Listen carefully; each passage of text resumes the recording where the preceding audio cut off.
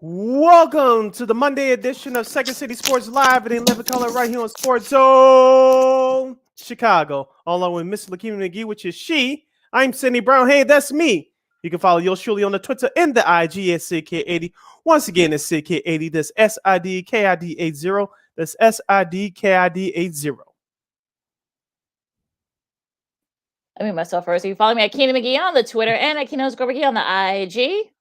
Make sure you download that Sports Zone Chicago app. You want to know why? Because we said so, that's why. And also, too, you can catch any of our other 5 live shows throughout the week. If you happen to miss them, you can go back and watch them and listen to them at your own leisure. So make sure you download that Sports Zone Chicago app today. Also, make sure you follow Sports Zone Chicago on all social media platforms on Facebook, Twitter, Instagram, and YouTube. Once again, find Sports Zone Chicago on all social media platforms on Facebook, Twitter, Instagram, and YouTube. If you want to catch the audio version of this podcast, Second City Sports, you can do so by subscribing to World Anchor. We're available on all podcast platforms, including the iHeartRadio app. Make sure you type this in your search engine boxes. Ready? WARR on Anchor. That's on all podcast platform searches. And make sure you follow War Media on Facebook, Twitter, Instagram, and YouTube. Once again, at WARR Media on Facebook, Twitter, Instagram, and YouTube. Thank you very much in advance for your support. Like, share, subscribe, and tell your friends. We are unapologetically fun, and we have very different opinions. If you have an opinion on any of our topics during our 2-hour extravaganza we call the Sports Radio Show, you can go to Sports Zone Chicago's Facebook page or Sports Zone Chicago on YouTube.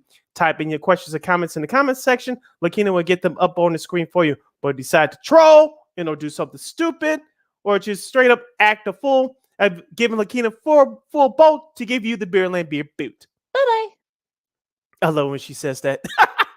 Speaking of giving the opponents the boot, Lakeena, let's kick off this Monday edition of Second City Sports by discussing the Chicago Bulls.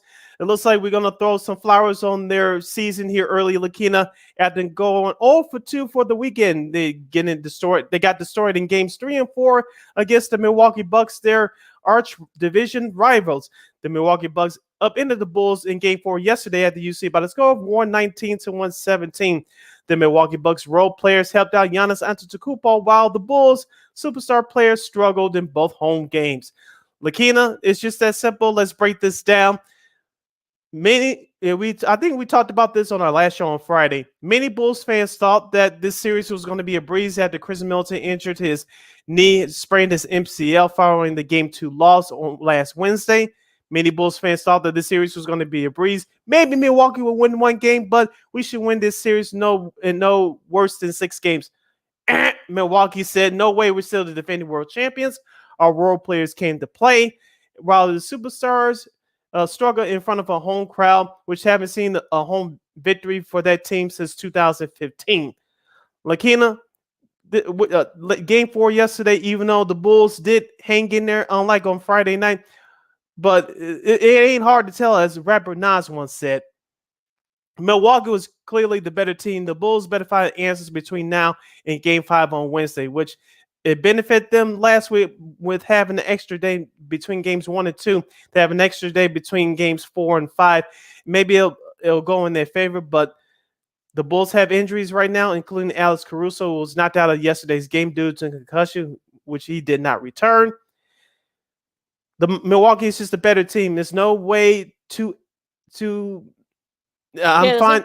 There's no ifs, ands, or buts about it. The Milwaukee's just a better team, and the Bulls failed to show up this weekend. There's really no way to sugarcoat it, Sid. I mean, I feel like I think folks are sort of starting to see that maybe, okay, yeah, and I think, look, Isaiah Thomas said it best. Lonzo Ball, I think, not having him there to facilitate both the offense and defensive side of the ball. And I think what makes it worse is that Grayson Allen is all of a sudden, now he's becoming like, okay, here we go. He's sort of like the guy that's killing the Bulls. I mean, go figure. But it's sort of one of those things where you really, I don't think there's really nothing more you can say. I think injuries like Caruso's going to be out because they're saying that might have been a concussion to be hit in the face.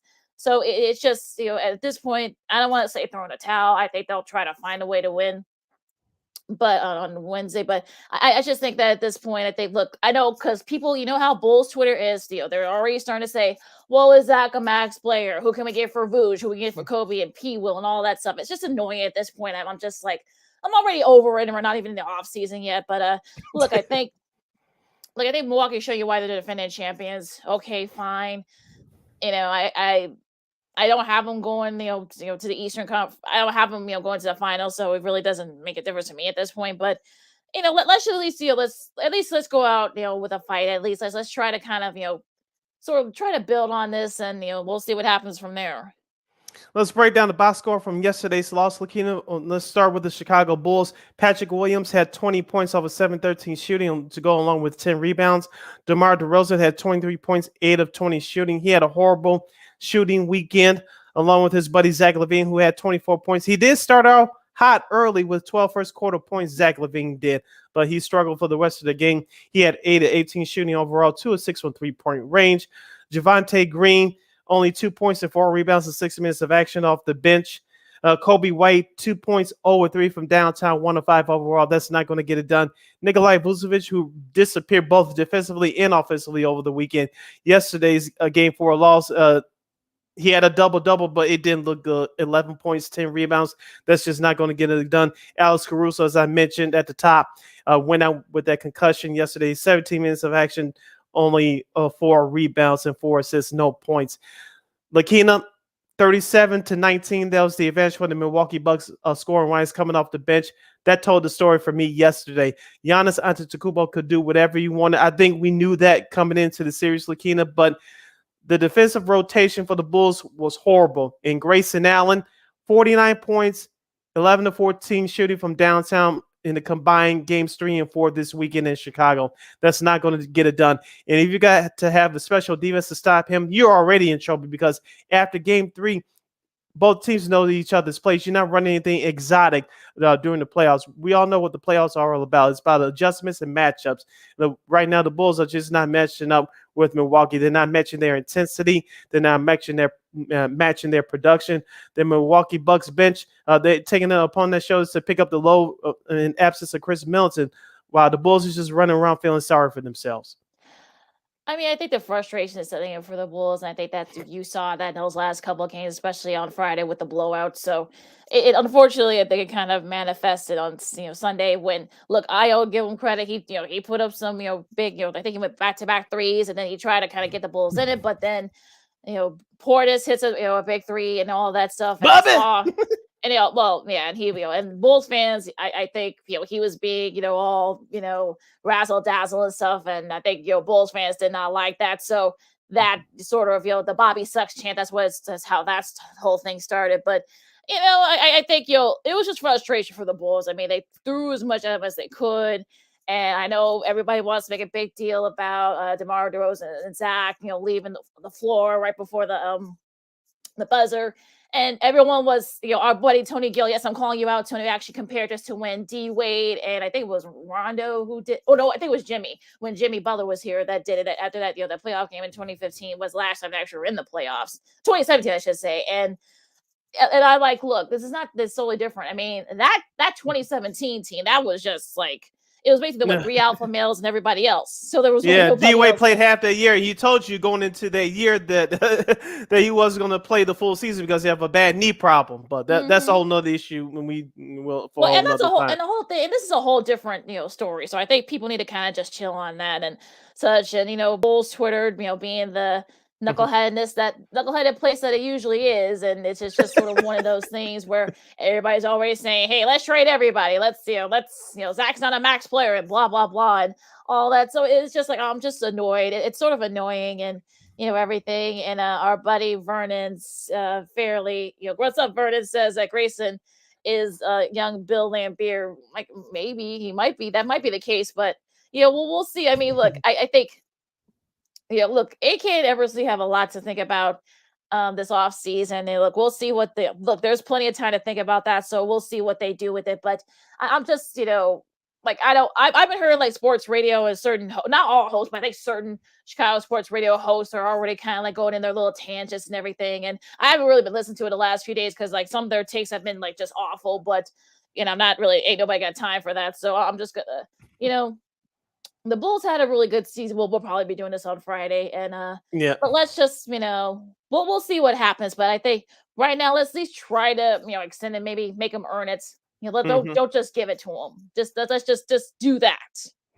You're listening to Second City Sports. We're live in Living Color on the Monday edition right here on Sports Zone Chicago. Sid Lakeena here with you, discussing the Bulls' Game 4 loss against the Milwaukee Bucks. The Bucks lead the best of seven first-round series, 3-1.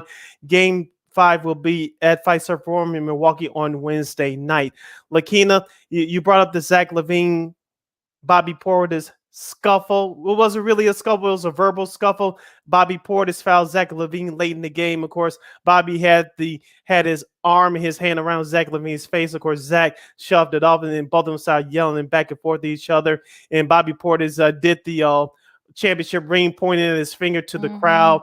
Uh, uh, I can see argument going both ways. I know some meme people say it was finally time for the Bulls to fight back.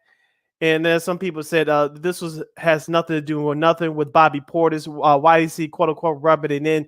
The game was already over. Why didn't need to do that? Here's my take on that. As I was watching that live, I said, yes, good for Zach LaVine. The Bulls can stand up to the Milwaukee Bucks, but it's kind of too late. You're already getting blown out by 25 points. Yes, you were within double digits through most of the game yesterday, but I'm glad that you fought back. But where was this attitude 2.5 hours ago? Where was this attitude Friday? I mean, I think it was just frustration. Look, I'm not one of those folks that like to say, "Oh, well, where was this? Where was that? Where was the fight and everything." I just think that at this point at the season, yes, Milwaukee's a better team. That's really that. There's really nothing else you can say about that. And you know what? Okay, like I said before, let's just at least see if the Bulls can at least sort of put up that fight and put up that that thought. Because I'm not going to go into a whole like takes with certain Bulls fans and folks who cover the team and all that. I'm not going to go through all that because I think at this point, you just there's really nothing you can do. You just have to hopefully that maybe they can extend it to 6 and see what happens there. But again, I don't want to talk about this anymore. And then I'm at that point where let's just move on and look, AK and Eversley got a lot to do during the off season, and we'll see what they have. And well, okay, let's see. Have no more. They have no more fighters than what Vernon said. I wouldn't go that far, Vernon. I mean, to say that the Milwaukee's just a better team right now. There's really nothing else that there's nothing really else that you can say about that. I mean, I think they got the better players, they got the better role players, and everything else. They got a lot of depth. Look, I think the Bulls got exposed for not having that much depth. So I just think that's really all you can say about the Bulls. And like I said, I want to move off this because we got other playoff games to talk about. But in closing here, I just want to say that the Bulls did better than a lot of people thought this year. And I'm sure we'll get into this more on Friday. But and look, I wasn't expecting them to win the series. I don't know why some people were thinking that they would, but that's just I don't know what they were thinking, but who knows. You're listening to Second City Sports live in 11 color Sports Zone Chicago. You have a question or comment for us about the Bulls or about the NBA playoffs in general, action from over the weekend. You can go to Facebook's Sports Zone Chicago's Facebook page or Sports Zone Chicago on YouTube. Typing in questions and comments in the comment section. We'll get them up on the screen for you. Like our buddy Vernon Fairley has been checking in. Shout out to you, Vernon. And you can do the same thing as he did via Sports Zone Chicago's Facebook page, or you can go to Sports Zone Chicago on YouTube. Just type in your questions or comments in the comment section. Lakeena will get them up on the screen for you. Lakeena, this is my last point about the Bulls. Like you said, we have to move on. Do they have a chance at Game 5? Yes, but Alex Caruso must be healthy to do that. I'm not sure if that's going to happen as of this live broadcast. His status is uncertain for Wednesday night. Maybe that extra day between games 4 and 5 will help them and will help his cause, but we'll see. But the Bulls just being overmatched right now, as we said before, and I wouldn't expect anything less from Milwaukee come Wednesday night at the Fiserv Forum. They're at home. They're supposed to close it out. Yes, the fourth game is always the toughest game to win in any series to close out the team. The Bulls, everybody, including us here, is counting them out. As a fan, I'm a cheer for them, but no one's giving the Bulls a chance. It's a perfect opportunity for them to steal a game like they did last week in Game 2 and stay alive in this series. But it's going to be a long, tough road for the men in red. Lakeena, let's move on to we'll pick up the rest of the playoff action from over the weekend after the break. But I want to start off with the first game from Saturday. And it was in the Eastern Conference first round, Game 4 between the Toronto Raptors and the Philadelphia 76ers. Of course, the news came out yesterday that Joel Embiid's right thumb will require surgery after the playoffs. He has a sprained ligament in his right thumb. But for Game 4, the Toronto Raptors keep their season alive with a 110-102 victory. Yeah, I think that's we'll see. Look out for Thumb. He'll probably be the most famous Thumb. Looking out for during the rest of these playoffs. And because Siakam had 34, I Mhm, know that and B struggled after injuring his thumb. So the whole team struggled. Now, if you're Philly, I think you can try to maybe win tonight and see if we can maybe get and beat the extra rest because he's gonna to have surgery anyway. But mhm. at the same time, I think look, if you're Toronto, that's not to say you're back in, you just extended the inevitable. We'll see. But it's sort of one of those things where you wonder, okay, what is it gonna take? Harden's got to step up, Maxi's got to step up. Mhm. Tobias Harris has to step up. He had 15 points, so I think the other supporting players for the Sixers have to step up if they want to perhaps try to get this series over and done with, like that. Yeah, speaking of Tyrese Maxey, he had 11 points on 4 of 12 shooting. I know he didn't have a good game. James Harden had 22, but I watched the majority of that second half of that game.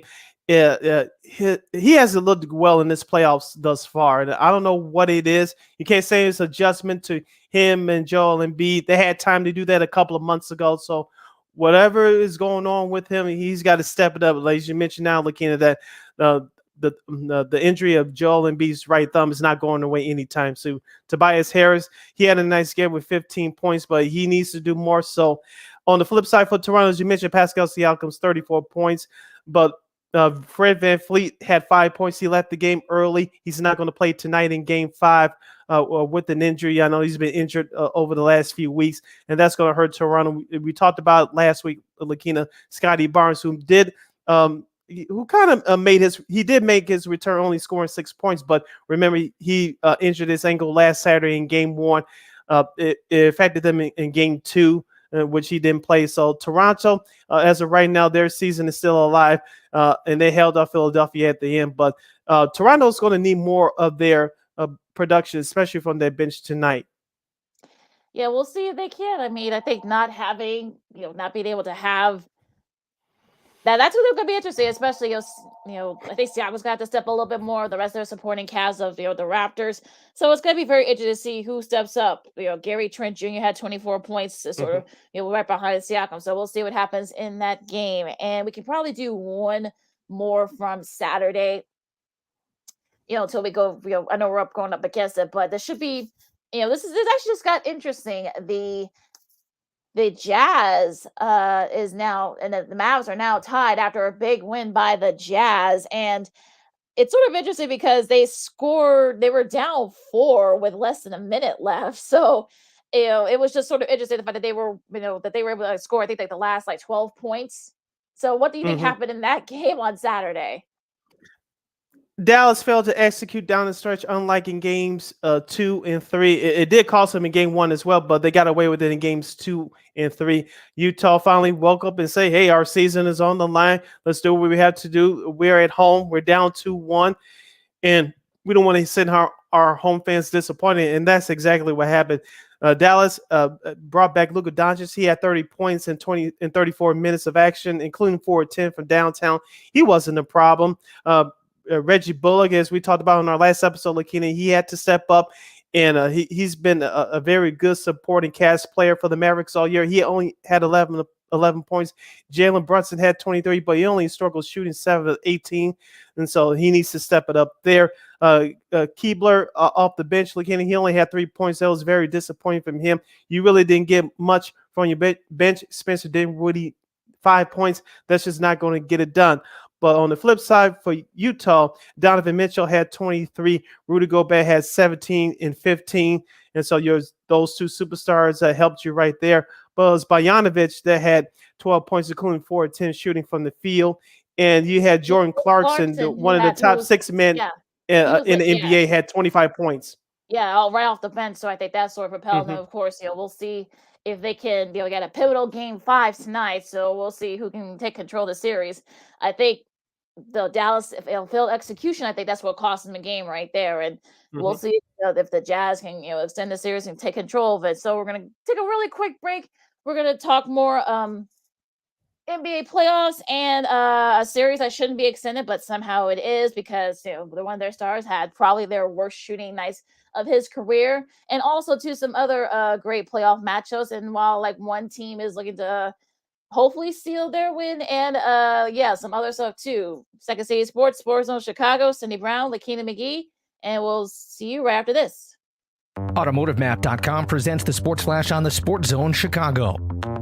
NBA Thursday, the Bulls dropped their second straight, 126-109, the loss at New Orleans. The Bulls are 42-31 with the setback. Zach LaVine led the scoring for Chicago with 39 points. Kobe White had 23. The Pelicans got 30 points from Devontae Graham, 25 from CJ McCollum, and a double-double from Jonas Valanciunas. Up next for the Bulls, they'll try and snap the skid tomorrow night when they visit Cleveland. The Blackhawks put a 2-game winning streak on the line tomorrow when they visit the Vegas Golden Knights. Chicago with a 4-3 win at Los Angeles yesterday. Alex DeBrincat had the shootout winner. Colin Delia made 43 saves through overtime in just his second start of the season. Spring training Thursday, the Angels beat the Cubs 5-4. Today, it'll be the Cubs taking on the Rockies. The Giants beat the White Sox 9-6. Today, the Sox will face the Mariners.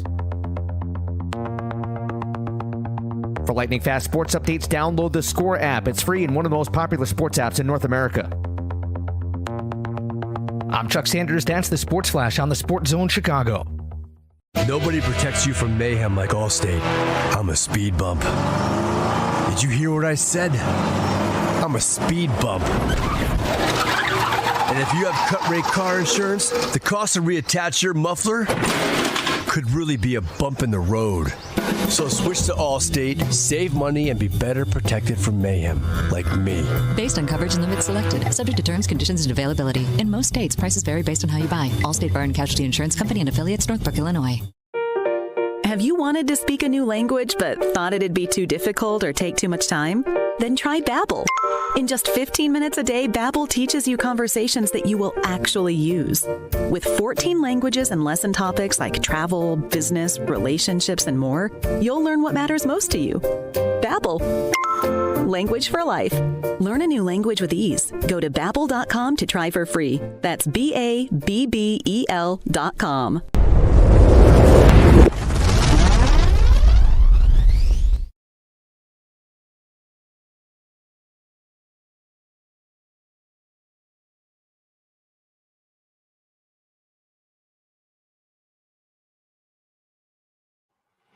Welcome back to Second City Sports. We're live and in living color on the Monday edition right here on Sports Zone Chicago, along with Miss Lakeena McGee, which is she. I am Cindy Brown. Hey, that's me. You can follow yours truly on the Twitter and the IG at SidKid80. Once again, at SidKid80. That's SIDKID80. SIDKID80.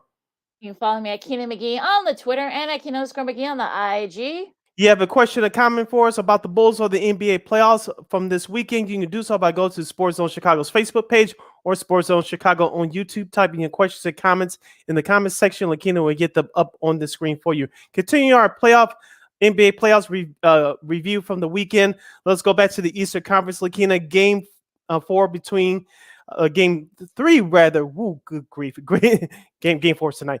Game 3 that took place last Saturday at the Barclays Center between the Boston Celtics and the Brooklyn Nets. Boston came out on top 109-106. Kyrie Irving and Kevin Durant combined for 32 points, each of them scoring 16 points each. It was ugly from the start.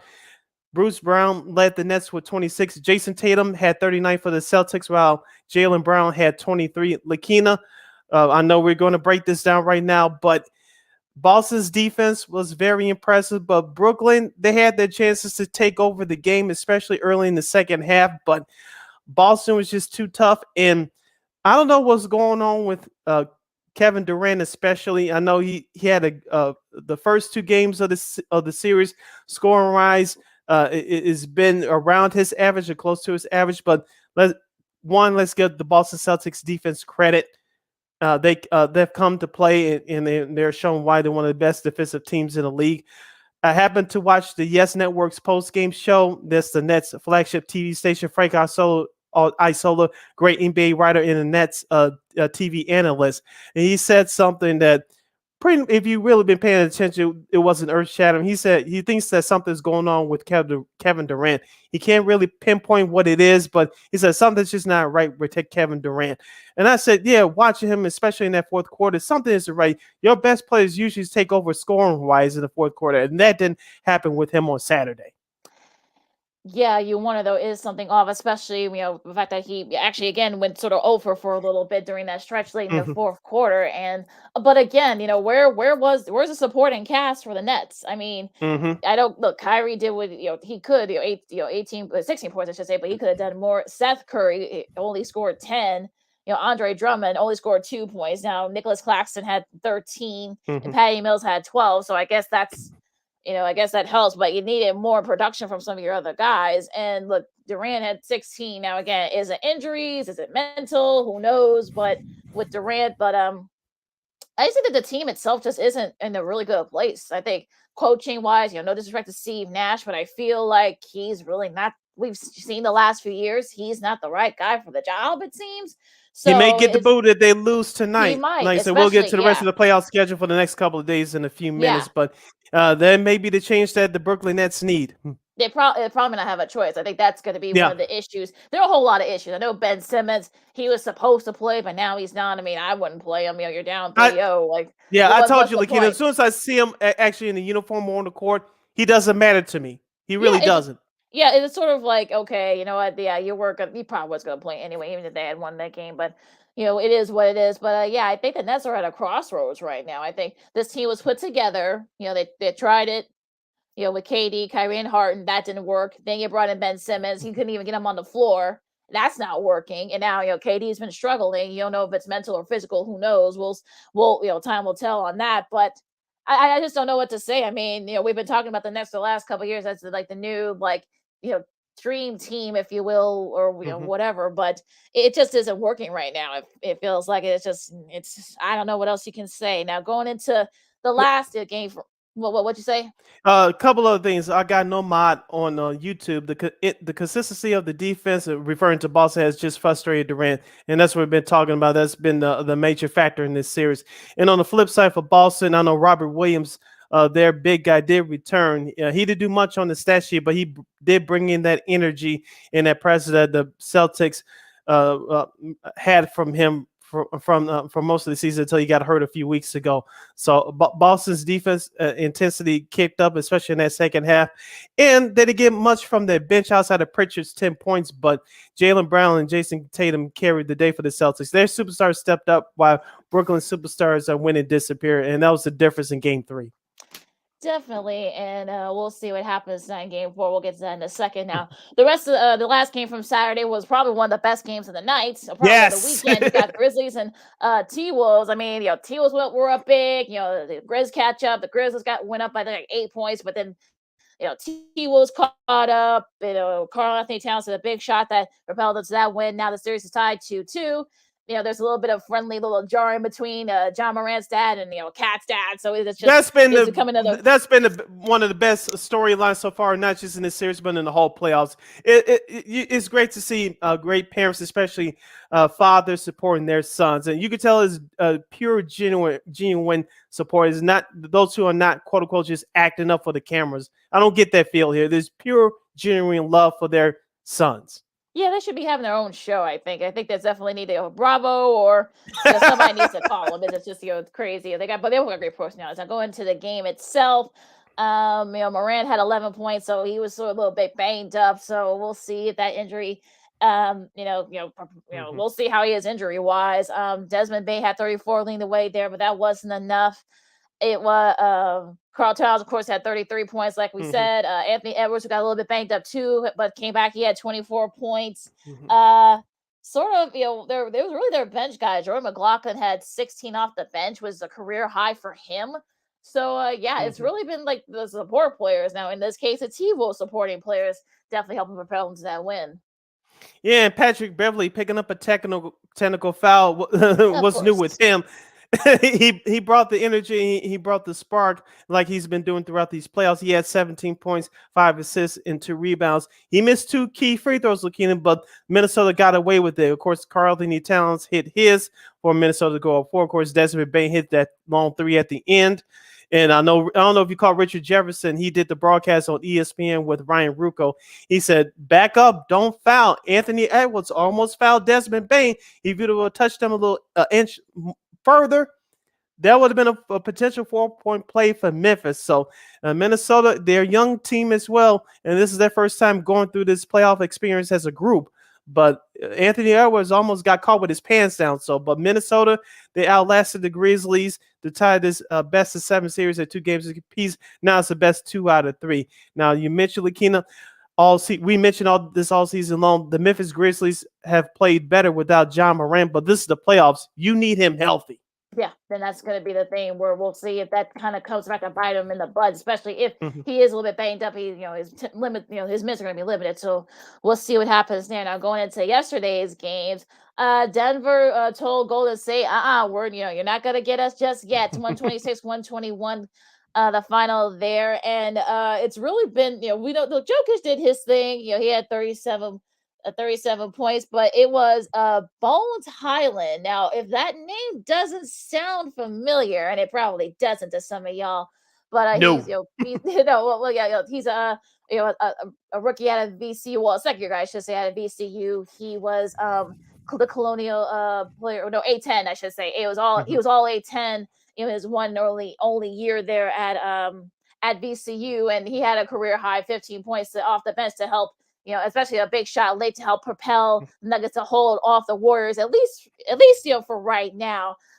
And I know Green, Draymond, didn't play very much in that game. He didn't actually he only think he had 20 points off the bench. I know Steph had his struggles. I don't think he played. I don't think so. He had 13 points. Draymond did. Steph had 33 off the bench. Klay Thompson had 32, but Poole struggled, I think, for the first time in the playoffs. He only had 11. So it was really sort of, the supporting cast for the Nuggets that kind of helped them stay in the series at the very least for, right now.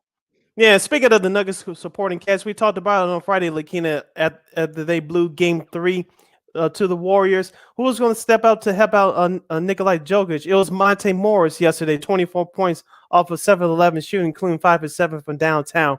Eric Gordon, the former player for the Orlando Magic, he stepped up with 21 points in 35 minutes of action, 5 of 11 shooting overall. He was very aggressive, in my opinion, yesterday. So it's the supporting cast that's going to help out Jokic, that's going to help the Denver Nuggets stay in the series. They did yesterday by avoid being swept, but they got to do this again in a couple of days against the Golden State Warriors on the road in San Francisco at the Chase Center.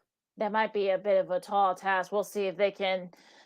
We'll see if they can extend the series. If not, or if the Warriors are going to say, enough of this. Let's just end this series now. Now, the last game, the Heat. It looks like they're taking control of the series as they should. They beat the Hawks. And it's sort of, Jimmy Butler had one of his best games in the playoffs in the last 3 years, had 36 points for the Heat. Trae Young, he got a little bit banged up. He struggled a bit. And it was sort of been, one of those days where this sort of been the thing that kind of, and also their defense too, they were stifling Young and some of their other guys. And look, Atlanta did what they could, but once the second half, actually moving through the second quarter, I should say, that, the Heat kicked it into gear, and that's how they were able to take control of the game and perhaps the series. And you see why the Miami Heat are if not the best defensive team in the league. We told you this all season long, led by Jimmy Butler, Tyler Herro, Bam Adebayo, and Gabe Vincent, one of their supporting cast members. Of course, the Miami Heat, they don't have the sexier names in terms of superstars, but each player knows his role, and they play it to perfection. Give Heat head coach Eric Spoelstra all the credit in the world. Now, going to yesterday's games, you mentioned outside of Jimmy Butler's 36, Bam Adebayo had 14 points, 8 rebounds. Gabe Vincent had 11 points, including 3 of 6 shooting from downtown. And off the bench for the Miami Heat, Victor Oladipo, I know some of it was garbage time late, but he had 6 points off the bench in 23 minutes of action. Duncan Robinson didn't contribute much, but you're not sweating that. He's been one of their good guys off the bench all year, but he struggled just scoring 3 points. And also to PJ Tucker, remember him from the Milwaukee Bucks last year, who got a ring with them? He had 14 points and 8 rebounds at the starting 5. So you're getting contributions from other guys besides Jimmy Butler. It's an all-around team effort for the Miami Heat. I was really disappointing for Atlanta. I know that Hunter stepped up. DeAndre Hunter stepped up with 24 for the Hawks, but Trae Young struggled once again. He's not had a good playoff, unlike a year ago in his playoff debut, beating the Knicks and then helping Atlanta get to the Eastern Conference Finals. He's not had a good playoffs this year. He only had 9 points. That's not going to get it done. Clint Capella, who I thought was going to step up even bigger last night, 2 points and 4 rebounds in only 21 minutes of action. That's not going to get it done either. And we'll see what happens. I think tomorrow they play, so we'll see. I think, but if you're the Heat, you better try to go for the knockout punch now. You got them on the ropes. Let's just go for the punch and let's see if they can finish the series up. Now the last game from this we have week, a comment. Yeah, we have a comment first from our guy Nomad. Nomad. The Heat are talking about their only team capable of taking the Bucks out in the East. Look, I got the Heat coming out of the East anyway, so. I think they've split their series, but we'll see once it gets. They got to get there first, but we'll see what happens there. Now, the Suns Pelicans. Yeah, I'm a little miffed by this series, Sid. I know Booker's out, but you've got a lot of depth in the Suns. CP3 picked the worst time to have his worst playoff game of his career. Yeah. Well, these were the worst. 4 points, 25% shooting, 0-4 on threes, and 0-4 on free throw shooting. We'll get to the free throw shooting disparity in a second because I think Coach Monty Williams has a little bit of a point here. But okay, take that for data. Yeah, I don't think he'll do that. But look, Brendan Ingram had 30 points. Valanciunas had 26. CJ McCollum had 18. I know that the defense has been I know Herb Jones has been such a, sort of like a pain on CP3 side, but you got a lot of depth there, Phoenix. You need to step up more. I mean, Jay Crowder, you had 11, but you could have stepped up more. Cam Johnson, you had 13, but you could have stepped up. You could have, stepped up a little bit more there. Mikal Bridges, you only had 8 points. Where were you when they needed some big shots?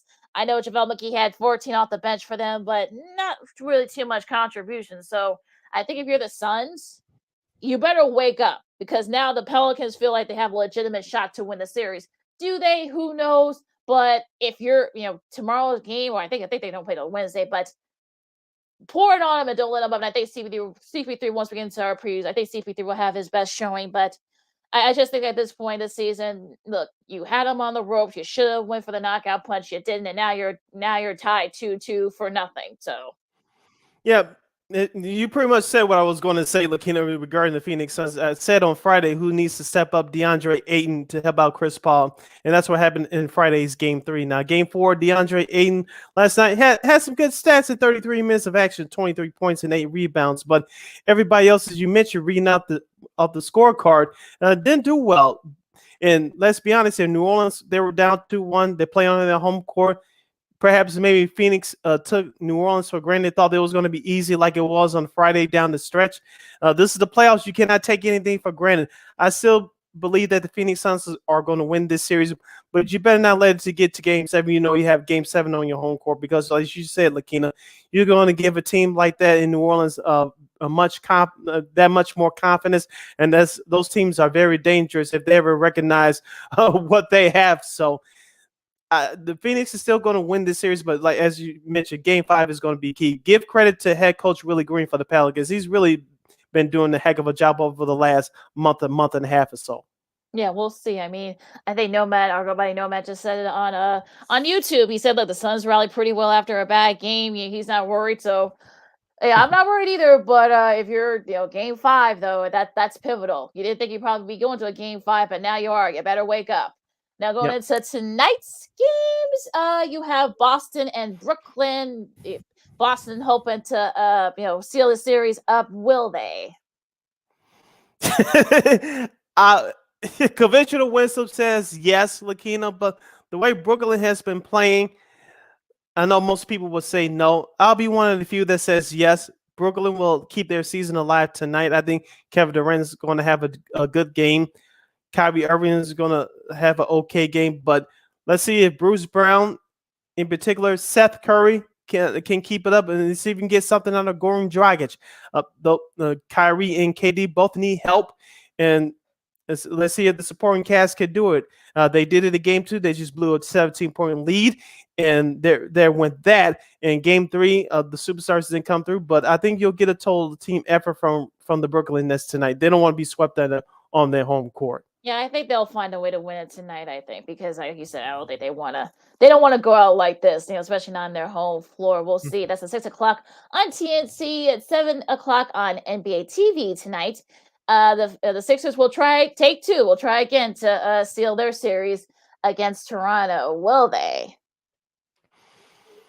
Toronto has a chance, but I think Philadelphia is going to put it away. As you mentioned, Lakeena, the Joel Embiid's thumb injury is going to bother him from now to the end of the playoffs. And other guys going to have to step up, i.e. James Harden. This will be the game for you to do it. And hopefully, all situations don't turn out in your favor. But if Philadelphia can get a big lead on Toronto early, you rest Embiid, and it trickles down to the rest of the guys. James Harden, this is your time to step up, to have a big game. Tobias Harris, thank you, Tobias Harris. You need to have a big game. Tyrese Maxey, I don't expect him to score 38 points like he did in game one, but I expected to have around between 16 and 20 points. And this is about Philadelphia supporting cast tonight. You know that your big guy is playing hurt. It's time for everybody else to step up. For Toronto, let's see how much Scotty Barnes plays. Fred VanVleet, as I mentioned at the top of the segment, he's not going to play tonight. So it's going to be up to Boucher and Gary Trent Jr. and some of those other guys just to keep them in it. I think it's going to be kind of sort of close, but I think Philadelphia is going to pull it out at the end here. Yeah, I agree. I think Philly will. It'll be close for a little bit, but I think Philly will pull away because I think they want to end this series and give that thumb of Embiid's a rest. Now the last game at 8:30, pivotal game 5. You got the Jazz and the Mavs. Sorry, Lakeena, I don't mean to interrupt you, but I got Nomad on YouTube. Shit. James Harden is a fraud. Oh, jeez. You need to start calling that on this show. Oh, Lord. I think they're already calling them that on Twitter. So we'll see here. Going back into the Mavs Jazz game, a huge game 5. Oh, Jesus. Okay. What do you think about this pivotal game 5 here? Yes, we mentioned the Utah Jazz finally showed their guts and their muscle on Saturday in Game 4, realizing that their backs were against the wall. Now Dallas has the home court advantage back. 2 of the next 3 games are at Dallas. This perhaps will go 7, but I have Dallas winning tonight now that Luka Doncic is back. And that should give them an extra boost, especially in front of that home crowd. Luka, as we mentioned, dropped 30 on Saturday.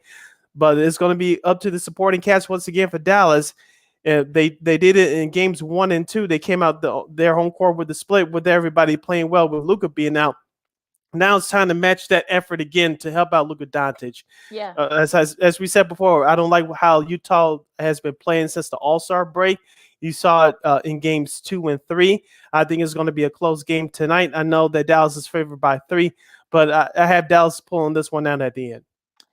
Yeah, I do too. I think home field. I think now that we'll see if Luka gets into a rhythm, and we'll see what happens there. Now tomorrow's game, got to go through this real quick. You got Atlanta and Miami. Miami, hoping they'll have a gentleman's sweep. Do you think they do it? I think so. As we mentioned, Trae Young, he has to have a big game for Atlanta. He hasn't had that game yet for the Hawks. This will be the perfect time to do it. Your back's against a wall. You're on the road down 3-1. But it's going to be up to the supporting cast for the Hawks again to do it. They haven't shown up either. So outside of game 3 on last Friday, they haven't done it. So Miami's senses the kill. They're going to play the winner between Philadelphia and Toronto series. They're going to play Philadelphia. So if you're Miami, you want to end this as soon as possible and get your rest. Yeah, definitely. We'll see if they can do it. Minnesota and Memphis, game 5, another pivotal game 5 here tomorrow. Where do you see this one? This should be another classic game. This series has been very entertaining to watch outside of game 2, which Memphis blew Minnesota out of the water. John Morant, hopefully he's healthy enough to play. Memphis needs him. This is not the regular season anymore, Lakeena. And this is the playoffs. As I said before, it's time to get up and go. Now, Memphis, Dillon Brooks had a nice game 4 the other night. I need to see him have another big game along with Dillon Brooks and Kyle Anderson and Desmond Bane. Hopefully he can keep up his hot shooting. If they could do that and get off to a good start, I think that Memphis can do it. On the flip side for Minnesota, D'Angelo Russell, we didn't talk about this on our breakdown. He only had 10 points. He needs to step it up more. Patrick Beverley, stop causing trouble, getting technical fouls. Just keep up your defensive intensity. You'll be okay. Karl-Anthony Towns, he's going to bring it. Anthony Edwards, hopefully he's okay. He's going to bring it as well. This has been a heck of a playoff debut series for Mr. Edwards. So I expect another classic game tomorrow night.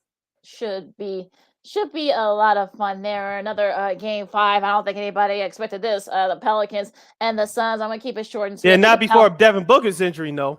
No, well, no, that's true. But yeah, but I think the Suns got the depth. I think they're gonna step up. I think CP3 is not gonna have. He's not gonna be in a very good mood. So I think he's gonna show you why. That he's one of the the best players in the world right now. And I think the Suns will win it. I think the Pelicans will keep it close because they always have in the games that got blown out. But I think the Suns are going to show why they're the better team. And also, too, for the Phoenix Suns, it comes down to this: rebounding and 3-point shooting. If they can do those two things and it goes in their favor, they'll win Game 5 on Tuesday. All right, Wednesday's game is really the only game. Well, only 2 games I know. You got the Bulls and the Bucks. Time's gonna be predetermined depending on what happens in the Brooklyn-Boston series tomorrow, and Denver and Golden State. Do you think Golden State, puts this series away? I think they will. They knew that they blew it in Game 4 yesterday. They failed to execute down the stretch. Denver wanted it more. Of course, Denver also didn't want to get swept on their home floor, and so they played that edge play a factor into it as well. Golden State will finish off Denver Wednesday in Game 5. I know that they had the extra day off between these 2 games, but it's not going to matter. Golden State is going to do it. All right, and those are your NBA playoff games for this week. Some of the other stuff are for for Friday. This is for Thursday. I should say it's all predetermined how the other games go out. So, assuming we'll say Phoenix, New Orleans. That's Game 6, and assuming Dallas and Utah after that, and assuming if Philly and Miami to wrap up their series, is going to be kind of like a busy schedule on Thursday. So, but again, it's all going to be determined by the outcomes earlier, a couple days prior. So we won't preview those, but that is your NBA playoff picture for this edition of Second City Sports on Sports Zone Chicago. Yes, Lakeena, who's been real quick? I know we're going up against it, but we have less than a minute and a half left. Who are the surprising players that impressed you so far in these playoffs outside the Bulls-Bucks series? I think Jordan Poole. I know he didn't have a good game last night. He's looked really good. The big 3 for Golden State, I think they're showing you why that they have multiple championships. Jaylen Brown's very impressive too, and also Jason Tatum for the Celtics. Jimmy Butler's looked really good for the Heat. I gotta say the Pelicans have been pretty impressive. They got a nice little future if they win, and if Zion comes back. I still say we won't see him in a Pelicans uniform. I treat him like Ben Simmons unless I see him actually on the court playing in some actual minutes. He doesn't factor in. He's not a factor. Yeah. I think a lot of people feel the same. I think a lot of people feel the same way. But look, I'll give the Pelicans credit for that, for making it a series when a lot of us thought they would be blown out of the water. I think who's of course, the Memphis, Minnesota series, all those young players there. We'll see if they can keep it Malik up. Beasley for me. Yeah. So we'll see. Dylan Brooks, who I was a big fan of when he was at Oregon. I'm glad he's finally they finally have a rhythm there too. So yeah, I think there have been a lot of impressive players and teams in the playoffs so far. What about you? Yeah, Malik Beasley just mentioned from Minnesota. Of course, Anthony Edwards had that big debut a couple of weeks ago with the 39 Ps with that winning with Minnesota, upsetting Memphis in Game 1. He's been very impressive so far. Karl Anthony Towns, he was in the playoffs once before. That was with him and Jimmy Butler were teammates back in 2016. Coach Tibbs was coaching that team, but Karl Anthony Towns, after a horrible Game 3, he's bounced back with a big game in Game 4. So I've really been impressed by him. Like you mentioned, Jordan Poole with Golden State, I've really been impressed by him. And those just some of the young guys just taking advantage of the opportunities. That's what you like to see on the big stage.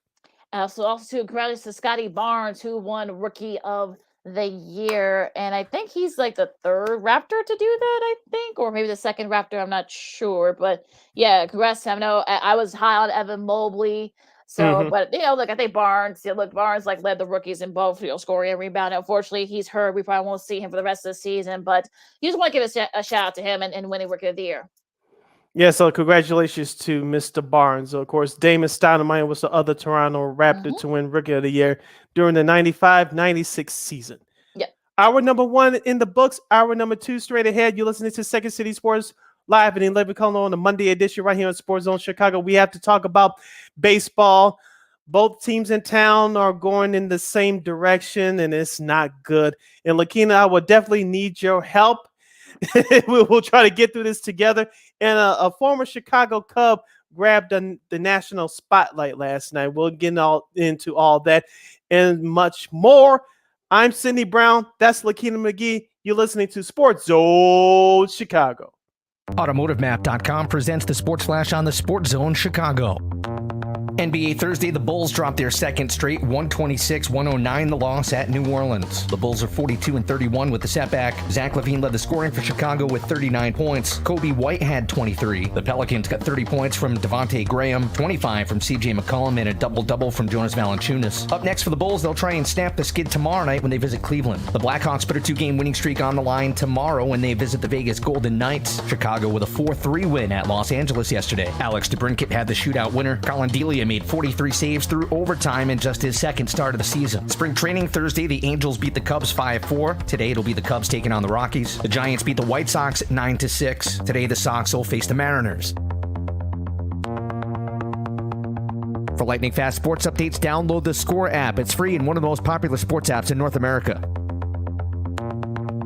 I'm Chuck Sanders. That's the Sports Flash on the Sports Zone Chicago. Nobody protects you from mayhem like Allstate. I'm a speed bump. Did you hear what I said? I'm a speed bump. And if you have cut rate car insurance, the cost to reattach your muffler could really be a bump in the road. So switch to Allstate, save money, and be better protected from mayhem, like me. Based on coverage and limits selected, subject to terms, conditions, and availability. In most states, prices vary based on how you buy. Allstate Bar and Casualty Insurance Company and affiliates, Northbrook, Illinois. Have you wanted to speak a new language but thought it'd be too difficult or take too much time? Then try Babbel. In just 15 minutes a day, Babbel teaches you conversations that you will actually use. With 14 languages and lesson topics like travel, business, relationships, and more, you'll learn what matters most to you. Babbel. Language for life.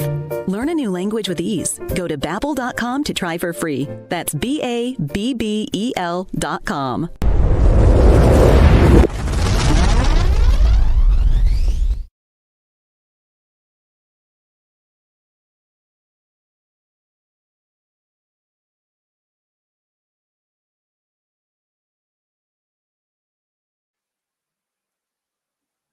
Welcome back to hour number 2 of Second City Sports. We're live in 11 color on the Monday edition right here on Sports Zone Chicago, along with Miss Lakeena McGee, which is she. I am Sydney Brown. Hey, that's me. You can follow yours truly on the Twitter and the IG at CK80. Once again, that's CK80. That's SIDKID80. That's SIDKID80. You follow me at Keena McGee on the Twitter and at Keena_McGee on the IG. You have a question or comment for us during our now 60 minutes of extravaganza we call a sports talk show left. You can go to Sports Zone Chicago's Facebook page or Sports Zone Chicago on YouTube. Type in your questions or comments in the comments section. We'll get them up on the screen for you. Let's start off hour number 2, Lakeena, by discussing baseball. Let's start off with our local teams first. I need to purge you, Lakeena, and I'll definitely need your help. The Chicago White Sox right now are at a disappointing 6 wins and 9 losses on the season. They are currently on a 7-game winning streak after pissing that game away to the Minnesota Twins yesterday, 6-4 to the Minnesota Twins. Byron Buxton, who struck out 3 times early in the game, had a game-time home run in the 8th inning. In the 10th inning, had the 3-run towering blast off of closer Liam Hendricks. Lakeena, looking through that Minnesota series this weekend, you wasted a great effort with Michael Kopech on Friday. He looked very good. He's been looking great so far this season. I know our buddy Christine Manico, who's going to join us again on Friday, she talked about how he struggled late in the season coming out of the bullpen, but he's been very good as a starter so far this year as they are currently stretching him out. On Saturday's game, Vince Velasquez was terrible, has been terrible all season. It wasn't a good day for the Sox. Of course, Eloy Jimenez injured his right hamstring. He's going to be out 6 to 8 weeks. I'll get into my theory on that in just a moment. And of course, yesterday, Lucas Giolito returned, gave the White Sox a boost in 4 innings pitch, gave up only 4 hits, 9 strikeouts. That should have been enough to help the offense, right? Wrong. Even though the White Sox scored more than 3 runs for the first time in 12 days, you still lost. It's And one of also, those things. go ahead and finish. Liam Hendricks walked off the mound funny yesterday, not just because he gave up the game-winning home run. He strained his back, so hopefully he's going to be okay. The injury list for the White Sox is growing. Tony La Russa, I know he's going to get blamed for everything on White Sox Twitter. I'm not going to get into that too much. But here's the thing, Lakeena. They're in a bad division. We know that, so I think they're going to turn it around. But here's the thing. Some of the guys on the injured list, we are really underestimating their absence. In particular, Yohan Makanda. Hopefully, he's going to return within the next couple of weeks. You're really missing his presence defensively. Josh Harrison, as I like that signing, as we talked about, Lakeena, going into spring training. He got hurt in Cleveland last week. Hopefully, he's due to be back soon. I know Luis Robert, who did not play in that series against the Twins. Hopefully, he returns tomorrow as the White Sox open up a 3-game series against the Kansas City Royals. The White Sox are dealing with some injuries right now. Their depth is being tested. I know many White Sox fans are begging for Andrew Vaughn to play. He's going to get his opportunity right now with Eloy Jimenez being gone for the next month or so. The White Sox still can get this done, but they really got to just pull it together and just start stringing out some wins here and stop feeling sorry for themselves. Yeah, I think they can. I think they will. And I feel like, look, this is sort of a stretch in the season. Look, it's a long season. You're going to have these type of series where you're going to have a stretch where you're going to lose 6 in a row. But, look, Buxton, you win. He actually did score three. He struck out 3 times, but, he was a big factor in why you lost on Saturday. So why pitch to him? I know people are wondering why even pitch him, because especially with the 10th inning rule and such, runner on second and whatnot right after the Sox actually scored to end up, that took that they, when they got the lead. Now, again, look, I think, also Eloy is hurt, with a torn hammy. He'll be out about 3 months. So, he's going to be gone for a little bit. So it's sort of one of those things where I guess it's better that it happens now than I guess in September. But at the same time, though, if you're the Sox, you got to look, you should be able to have a nice little get right series against the Royals starting tomorrow. But it's sort of one of those things where you kind of need to get it together, because if not, like I said before, it could be the lockout where guys are still not very, stretched out and, they're still in gameplay and whatnot.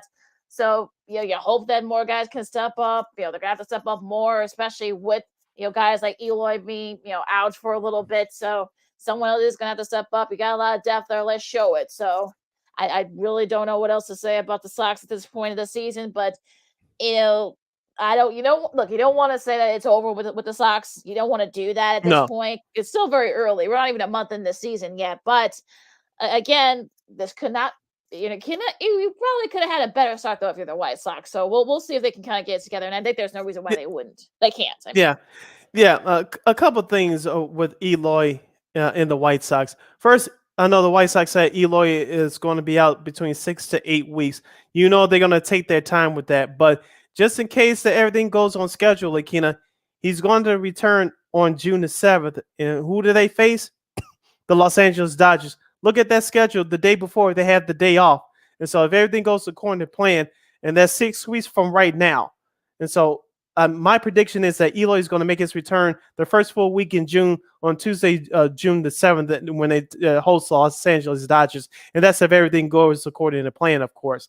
But as well as I do, the White Sox they do everything to protect their players. And the biggest mistake will be to bring him back too soon. They're not going to bring him back too soon unless the season is getting out of hand. Even at that point, I don't think the White Sox are going to do anything to that catastrophe, because Eloy is one of the best power hitters in the league. He's one of your core players on this team. So I don't think they're going to do anything to jeopardize his future, which brings up my second point. At this point in his young career, do you consider himself injury prone? As you mentioned, he was out for the first 3 months last year. He didn't come back until early August. Didn't make an impact, but his play on the field has been so. And when you bring him back in between the 6 to 8 week mark, do you permanently put him at DH and stay his ass off the field? Or would the White Sox just go as business as usual?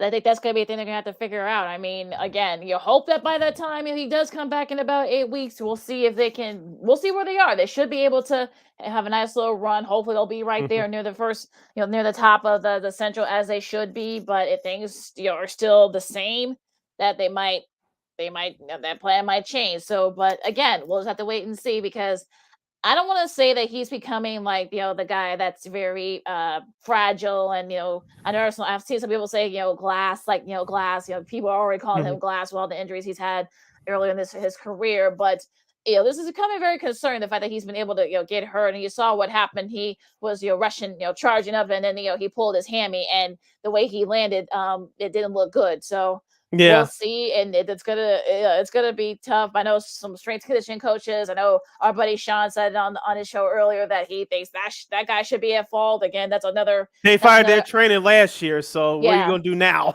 Yeah, exactly. So you can't blame him anymore. But exactly, we'll see what happens. You wonder that it's something else, but again, that's a whole nother story. Now with the Royals, this series they got coming up starting tomorrow. The Royals, they're kind of right there with the Sox. They're 5-9 right now as of this recording. And there's no reason why the Sox shouldn't at least win the series, if not sweep it. I know the Royals have given the Sox problems, for years. You still got to deal with Salvador Perez, even though they don't really have a lot of guys, besides him. So, I think there's no reason. Bobby Witt Jr. is giving them a little bit of a life too. Yeah, they do too. Yeah, he's one of their younger prospects. So, but yeah, there's really, like I said, there's no reason why they shouldn't, win this series. Yeah, they have Dallas Keuchel, I believe, going tomorrow. I don't have the schedule in front of me. I'm looking at it real quick. Dallas Keuchel, I know, is going in this series. I know he didn't look good in his last outing last Wednesday at Cleveland. The whole team didn't look good, so you can't just blame Keuchel. I know he in his debut start against Seattle a couple weeks ago, he looked okay, but he needs to pitch better, and the opportunity is there against a struggling Royals team. So Dallas Keuchel, just check, will go on Tuesday. I know Dylan Cease is supposed to pitch this series. He didn't look that great in his last start at Cleveland, but he kept the Sox in it. The White Sox offense has been struggling, and so hopefully Dylan Cease can get it back together. He has Cy Young talent. Hopefully the offense can help him out. Dylan Cease will go on Wednesday, and of course Thursday afternoon, the getaway game. The White Sox will send loading Michael Kopech. I told you what he did on Friday as the White Sox lost, striking out with the bases loaded. Thanks, Jake Berger. But anyway, Michael Kopech looked great in his last outing this last Friday at Minnesota. So the White Sox have their top pitchers going in this series. Like you said, Lakeena, there's no excuse to at least take 2 out of 3. I'm going to put the pressure on them to sweep. You're at home. You play better at home. That was the case last year. Yes, the Royals have given you trouble throughout the years. They beat you in the regular season series last year, 10-9. I'm putting the pressure on them. They should sweep. You still have enough talent on this roster to do it. And you got 2 of your top pitchers going in this series before you face the Anaheim Angels this upcoming weekend. So I'm putting the pressure on them to sweep. Yeah, they'll be interested to see if they can do that. I mean, they're capable of doing it, but like I said before, it'll be interesting what they do from there. You listen to Second City Sports on Sports Zone Chicago, along with Cindy Brown. I'm Lakeena McGee. Going on to the north side, the Cubs unfortunately lose 3 out of 4 to the Pirates. They lose in the game that probably could have, split the series 4-3. But prior to that, on Saturday, they scored 3 touchdowns. I'm serious. They actually did score 21 Bear runs. down, Chicago Bears. It's actually thanks to our buddy Matt Zahn, who of course we've had on the show, CBS2 Chicago sports anchor reporter. The Bears did not score 21 points in 10 of their games last year. And actually, the cool thing is that Matt Eberflus and his family, they were there, so they might have played off maybe that inspiration. That's the third largest shutout in MLB's modern era since 1900. Of course, it's the largest in Cubs history. But they were able to kind of feed off that the struggles and the consistency and the pitching. So they lose 3 out of 4 against the Pirates. Now they got to face the Braves. So this is going to be this is going to get a little bit interesting. But the Braves have had their struggles too this year, so it's a little bit a little toss out there. They got to go at Atlanta, but I think the Cubs look. The Cubs are 7-9. I figure this is probably kind of where they would be at this time. Yeah. So I really didn't have their expectations up too high for them. Yeah, I'm with you. But you go take a deeper look within this Cubs team. Their offense is nothing to write home about, but they can pound down some runs besides what they did last Saturday. But Frank Schroeder looks like he's starting to pick it up. I know he struck out with the bases loaded yesterday, which is always not good, whoever you are. Seiya Suzuki, I know teams are starting to figure him out just a little bit, but he's still starting to plug away a little bit. Let's see what adjustments that he can make. Ian Happ, he had another home run yesterday to bring the Cubs within one, but Pittsburgh took 3 or 4 from the guys at the friendly confines. Ian Happ, it looks like he's starting to make that turn.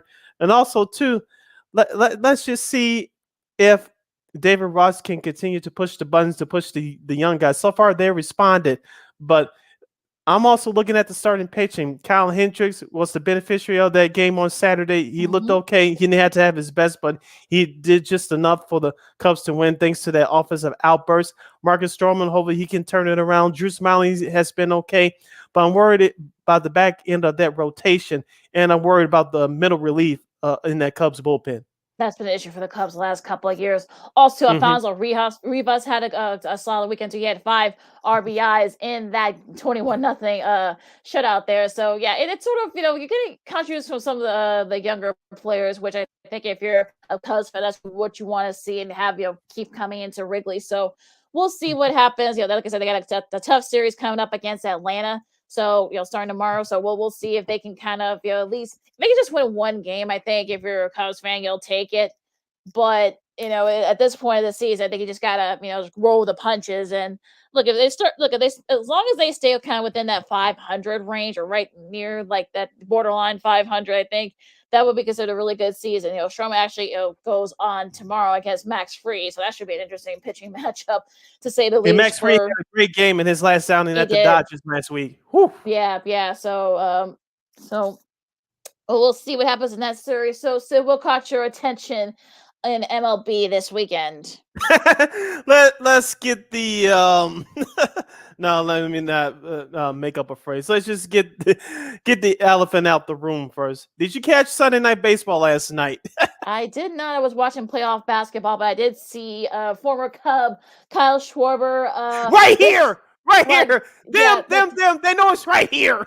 Yeah, but Angel Hernandez was the umpire of that game last night, and he got a call third strike on him, which was way outside. I will say that, and also too, just a bit outside. Needless to say that, Mr. Schwarber went bananas and such. It's already becoming a meme. It has gone viral. Folks already say, well, hey, this is how I feel after they run out of something over at a restaurant or whatever, and run out of something on Amazon.com or what have you. So but it's definitely I don't know. And also but the Phillies have had their run issues. You thought that maybe they would score a lot of runs. That hasn't been the case so far. They were shut out last night in that Sunday nighter against the Brewers. They split their series.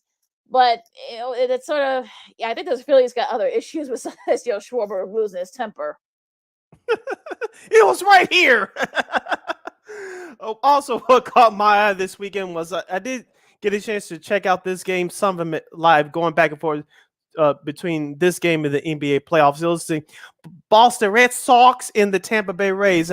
Congrats to Kevin Kiermaier, who hit his first ever career walk-off home run as the Tampa Bay Rays defeated the Boston Red Sox on Saturday, 3-2. Tampa Bay had almost an 8-pitch unit combined no-hitter. That no-hitter was broken up in the 10th inning as Boston took the early lead, but Tampa Bay came back in the bottom half of that 10th inning and won that game courtesy of that Kevin Kiermaier home run. It was an awesome moment for Tampa Bay. Actually, it was a very good game to watch. Sometimes you watch shutouts looking at it, it gets boring and it gets it just drags on. But it was actually a very good game to watch. And as we talked about with Tampa Bay, Lakeena, as they avoided the sweep here in Chicago last weekend, that team does not have a lot of power, but they play fundamentally sound baseball. I like their bullpen. And they're going to be a problem for some teams in the American League, especially in the AL East. And Boston, I know they beat Tampa Bay in the playoffs last year, but that was last year. This year could be a different story. So those teams in the AL East can wake up. They better wake up because Tampa's not going anywhere. Well, I think there's going to be a lodge on the AL East. So I think all of them had a pretty good weekend. The Yankees won their series, and also to Toronto. I know they lost their series yesterday, but they looked really good too. I watched a couple So of games of that series. Toronto that was is no fun. joke, folks. Yeah, Toronto. I know they lost a tough one yesterday against Houston, but look, they won Hmm. their series, so they looked really good so far. The Yankees look really good too. You know, they went 2-3 against the Guardians, I should say, as well. So Yeah, yeah, speaking of that game, Lakeena, I was watching that game live on Saturday. What the hell was that with the Yankees fans throwing stuff on the field after I, the game winning hit? That was very uncalled for, throwing it at the Cleveland outfielders. That made no sense to me. Yeah, that was sort of weird to me that they did that. Sort of a very like classless move. You think the fans at Yankee Stadium would be a little classier than that. Yeah. That was just, and look, they were the ones that I forgot which one it was that scored that game tying the game winner, I should say, for the Guardians. So they were throwing it at them and that whole outfield. But yeah, just a totally classes uncalled for. And come on, Yankees fans, you guys know better. So I don't know what propelled them to that. Now, what caught my eye was Cody Yeah, Bellinger, Glaber who's a Torres was that hit the game was it winner for Torres? the Yankees. Okay, well, that was Glaber Torres. Okay, I forgot who it was, but yeah, so that was just totally uncalled for. And I know Aaron Boone, kind of, sort of, tried to apologize and such. So, well, I'm sure next time they'll play, I'm sure they'll be playing again this year at Yankee Stadium. The Guardians will, so we'll see what happens. What caught my eye was Cody Bellinger and the Dodgers. They won 2 out of 3 against the Mhm. Padres, including just hammering them 10-2. Whew. So just they're right near the top at run differential. So it's crazy that they were able to kind of propel them in that respect. Yeah, and going back to that Toronto series against the Houston Astros, the Toronto Blue Jays bullpen, along with their starters before they picked up Jose Barrios from the Minnesota Twins last year, it was the issue. I was watching the Toronto broadcast over the weekend, and they pointed, even though we're over 2 weeks into the season, the Toronto Blue Jays bullpen gave up around 4.5 runs last year. This year is around 2.69. So, along with that great offense led by Vladimir Guerrero Jr., their bullpen has been magnificent, giving up only over 2.5 runs per game. So, as myself and Lakeena talked about before the season, watch out for the Toronto Blue Jays. Their offense is dynamite, but it looks like they're going to put it all together with a very good starting pitching staff to go along with so far the best bullpen in the league, ERA wise. So watch out for the Toronto Blue Jays. Also, too, over the weekend, the Detroit Tigers, Miguel Cabrera had career hit number 3,000 in game one of that doubleheader Saturday against the Colorado Rockies in that first game. His family was there. He was greeted by his teammates and his family, and the Detroit Tigers fans at Comerica Ballpark gave him a great long standing ovation. So Miguel Cabrera has over 500 career home runs and 3,000 hits. He's definitely a first ballot Hall of Famer. So we told you guys on Friday that we give our advanced congratulations, that we knew that this was going to happen. Now officially it's happened. We'd like to congratulate him again. Yeah, the seventh player to reach 3,000 hits and 500 home runs. And joining Albert Pujols, A-Rod, Rafael Palmeiro, Eddie Murray, and Hank Aaron, and Willie Mays. So pretty interesting list there. So pretty cool. Yeah, and speaking of the Atlanta Braves, who they'll host the Chicago Cubs for 3 games tomorrow at Truist Field, they lost 2 of 3 over the weekend to the Miami Marlins. I know they trailed 5-1 in yesterday's game. They tried to come back, but they fell short. As Lakeena mentioned, the Atlanta Braves are having their issues right now. They are struggling offensively. They started pitching; it's been okay, but offensively, it's been hit and miss. I know they lost 2-3 to the Dodgers around this time last week, but I think the Atlanta Braves would get it together. The Cubs are a sub 500 team at best. I wouldn't be surprised if the Cubs took 2 or 3 from down there, but you mentioned, Lakeena, I believe it's the first game tomorrow. Max Free would go for Atlanta. That's going to set the tone for that series, and I think Atlanta's going to take off from there. I think that if you're the Braves, this could be a get-right series for you. So the Cubs aren't that very good. So I know you guys have had your struggles. Atlanta has. So I think they could get that get-right game. So we'll see. We'll see if this is the thing here. Now, as we wrap up our baseball talk here for this week, because I'm gonna be jetting out here in a little bit, folks. So you're gonna have Sid for the rest of the show after the break. But going into y'all gonna love it. yeah, well, yeah, I'm sure he'll be talking some draft and NFL draft and such, and also to some. I know he's got some sports media news to chime in on. And I'm sure there'll be some local stuff too. So make sure you guys stay tuned and watch my buddy. So he's gonna do a great job for the rest of the time here. But some of these series, what caught your attention? I know San Francisco and Milwaukee, they're finishing up their series. Colorado and Philly, that should be an interesting one too. I know Colorado is kind of have fallen back to earth a little bit, so we'll see what happens there. Boston and Toronto, that should be a good one. I'm looking forward to this one. Yeah, this could be a get right series for the Red Sox. I know they're 7-9 so far this season. I know they took it on the chin at Tampa over the weekend, but should be a get right series for them. I think they'll be okay. But as we mentioned, the Toronto Blue Jays out to a 10-6 record.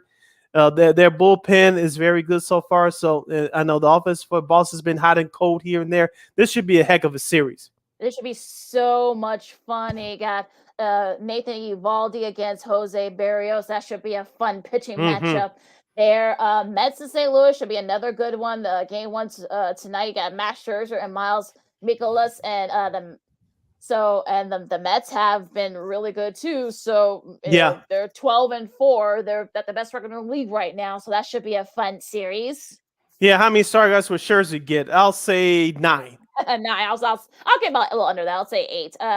Houston and Texas, that should be an interesting one too. In-state rivals there. Cleveland. This could be a get right series for the Astros. Yeah, definitely. Cleveland Guardians against the Los Angeles Angels of Southern California, as we call them. 8:38 matchup. The Dodgers and the D-backs. The D-backs, unfortunately, they haven't been very good this year, so I'm sure they're not going to take it very likely. I know they've given them a hard time too. The D-backs have against the Dodgers. So we'll see what happens there. Milwaukee is going to be starting a new series. They'll be facing Pittsburgh starting tomorrow. The Padres and the Reds. I know the Reds have lost like 11 in a row, I think. Yeah. Or something like them that. And Oakland, even though Oakland off to a surprising hot start, them and Oakland are going to be perhaps maybe next to Baltimore, the 3 worst teams in baseball this year. Yeah, just brutal. San Diego, Seattle and Tampa Bay. That should be a fun one. I know Seattle's been looking really good as well. Colorado and Philly, of course, they continue their series. Baltimore and the Yankees. I know the Yankees are going to want their revenge. Yes. After losing the series a couple of weeks ago. So I think they'll be ready for this series, I think. Miami and Washington, 2 struggling teams. Of course, we talked about Kansas City and Chicago. Of course, the White Sox, Cubs and Atlanta. We talked about that as well. Detroit and Minnesota. That should be an interesting one there. In the Central, let's see. We talked about Mets and St. Louis. Houston, Texas, Cleveland, and Oakland, and San Francisco, the Battle of the Bay. I know San Fran has struggled a little bit, so this could be a get-right series for them as well. We'll see. Yes, we'll see. And that's your schedule for Major League Baseball for this week. Coming up right here as you're listening to Second City Sports, Real Live and 11 coming on the Monday edition on Sports Zone Chicago, along with Miss Lakeena McGee, which is she. I'm Sydney Brown. Hey, that's me. As Lakeena mentioned, she has to jet and do some other things, as we call in the broadcasting world, or broadcasting duties.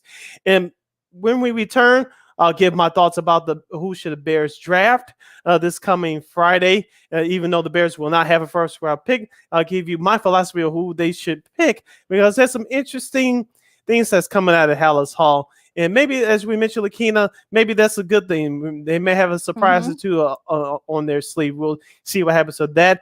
A former Bear has a new deal with Sirius XM Radio regarding a podcast.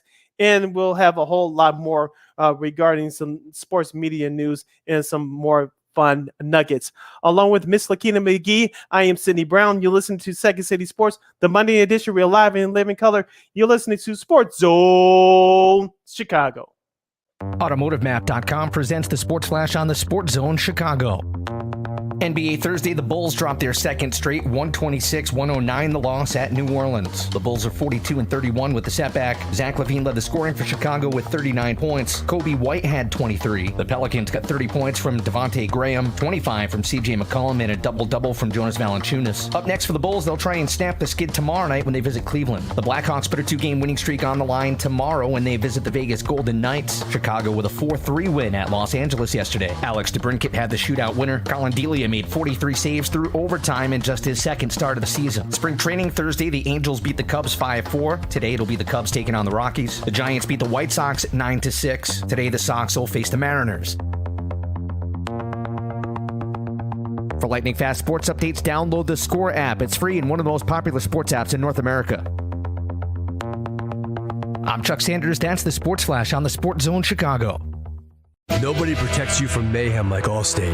I'm a speed bump. Did you hear what I said? I'm a speed bump. And if you have cut rate car insurance, the cost to reattach your muffler could really be a bump in the road.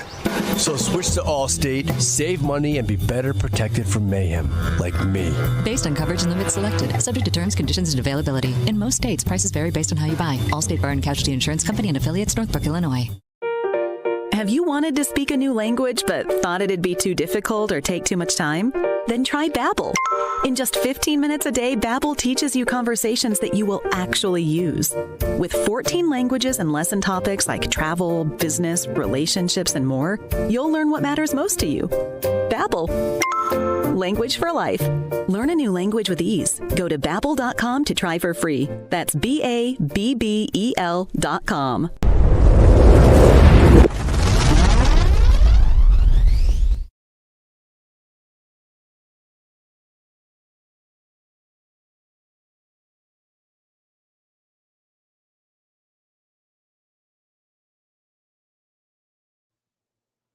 Welcome back to Second City Sports. We're live and in living color on the Monday edition right here at Sports Zone Chicago. I am Sydney Brown. You can follow yours truly on Twitter and the IG at SidK80. Once again, that's SidK80. That's SIDKID80. That's SIDKID80. Make sure you download that Sports Zone Chicago app wherever you get your apps. And make sure you follow Sports Zone Chicago on all social media platforms. And make sure you go to Sports Zone Chicago's Facebook page or Sports Zone Chicago on YouTube. Type in your questions and comments in the comment section, and yours truly will get the comments and questions up on the screen for you. As we have less than a half hour left in the show today, and for the show today, and for the Monday edition of Second City Sports, former Chicago Bear Brandon Marshall's I Am an Athlete media company strikes a content deal with Sirius XM Radio, including a live nightly show. This is courtesy of our good friends at Awful Announcing. The former NFL player will have a co-host for his podcast, I Am an Athlete, which has been doing very well over the last few years or so. And with the rise of the I Am Athlete podcast, which started back in April of 2020, former NFL Brandon Marshall and Fred Taylor, among others, has turned it into a multi-platform media brand with merchandise, a wine deal, and more. Fred Taylor left early this year to launch his own podcast, but Brandon Marshall and others are still involved. They have now signed a deal with Sirius XM Radio. That deal will include a new nightly show, I Am Athlete Tonight, plus other projects and global ad sales rights for I Am Athlete properties. Here's more from the Sirius XM release. Sirius XM and I Am an Athlete, an athlete-led media network founded by former NFL player Brandon Marshall, announced today they have joined forces in a viewing expansion content deal that includes a live nightly radio show and other game-changing products. It will debut Wednesday, April 27th. I Am Athlete Tonight will air live every weekday from 7 to 9 p.m. Eastern Standard Time, and that's on Sirius XM Radio. Other players are joined in this project. Will feature former NFL players LaShawn McCoy, Brandon Flowers, and Adam Pac-Man Jones, former NBA player Antoine Walker, former NBA player Chantel Tremere, and journalist Omar Kelly are involved in this project as well. As we talked about before on this program, people want and need options, and former players and current players in all four major sports have a voice. You don't need the traditional media to get their message out there, because I know that many athletes do not trust the traditional media. And of course, with the rise of social media over the last decade or so, is giving a voice to the players, their own voice, so they can control the message, and so they don't have to depend on traditional media like ESPN and others to get that message across, even though those traditional media outlets are still needed. Facebook, Twitter, Instagram, and YouTube, and podcast forums have provided outlets for many people to get their voices heard, especially with current and former athletes. So congratulations to Brandon Marshall once again for I Am Athlete Podcast, doing a nightly podcast with Sirius XM Radio. Also, too, you take a look at some of these platforms as well. People want different information and different perspectives on a variety of topics. You go to politics, in sports, any of these subjects, and people want to hear different voices. And I don't think there's anything wrong with that. People are tired of being lied to. They're tired of hearing the same narratives over and over again. There's different avenues for people to have different opinions.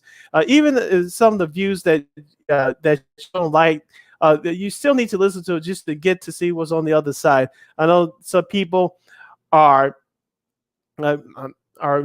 get caught up in with their own opinions and things to that nature, and many people are going to believe what they want to believe. But it's nice to hear different perspectives from different people, and that's how you grow as a person and as a listener. So once again, congratulations to Brandon Marshall, the former Chicago Bear, with the I Am Athlete-led podcast. It will debut this week on Sirius XM Radio. Continuing with our sports media news, Spotify announces live shows hosted by Trey Ringo, Mark Schlereth, and Carissa Thompson. Both shows will debut tonight on Spotify Live platform. Spotify continues to expand its live coverage with the audio programming, announcing two shows they'll be debuting today. Trey Ringo and Mark Schlereth will reunite for one show, while Carissa Thompson of Fox Sports will host the other. Ringo and Schlereth will host, upon further review, a show focusing on the NFL, which makes sense given their respective backgrounds. Of course, Trey Ringo was formerly was let go of ESPN over a year ago. Mark Schlereth has his own sports talk show in Denver, and of course, he works for Fox Sports during the NFL season, during games with our own Adam Amin for the NFL of Fox. Carissa Thompson will host We're Good Here, a show Spotify bills as focusing on her life and experiences of a long career in the world of sports media. And Spotify Live is the renamed version of the Spotify Green Room shows that have been popping up for a while. Clearly designed as an effort to increase direct engagement.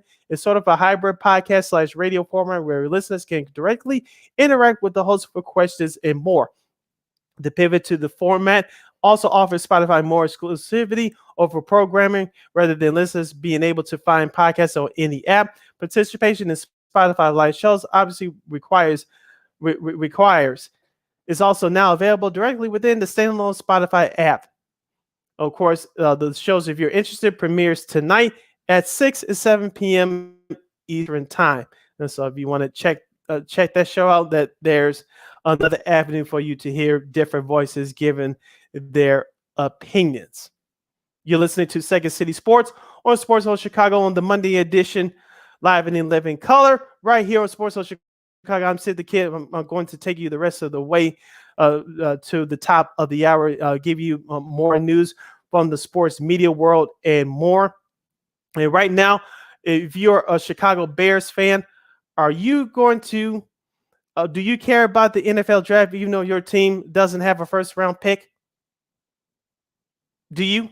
Because we talked about this last week on during both of our shows, myself and Lakeena McGee. There's not a big name out there that tinkles your fancy.